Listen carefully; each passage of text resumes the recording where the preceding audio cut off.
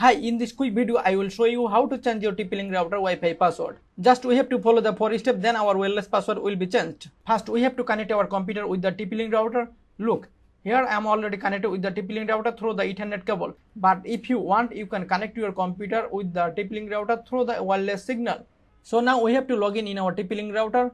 Just go to your browser and type there tplinkwifi.net. If the URL not working for you, you have to log in your router by your router IP address. You can get your router IP address easily. Just you have to go your computer search option and type there cmd, and after then you have to write here ipconfig and then press enter, and this default gateway is your router IP address. So my router IP address is 192.168.0.1. By the IP address I will log in now. My router IP address is 192.168.0.1. So I will log in through the IP address. Here I will type my router admin password.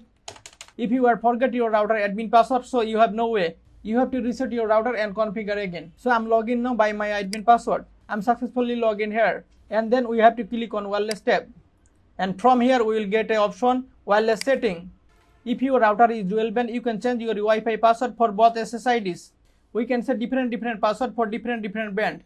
Now from here we will change our router Wi-Fi password. We can set here our Wi-Fi password. After inserting our password, then we will click save, and successfully then our password will be changed. Also, if we want, we can change our Wi-Fi name from here. We can set here our Wi-Fi name, and then we will click here save. Now our Wi-Fi password and name is changed. Thanks for your watching. Bye bye.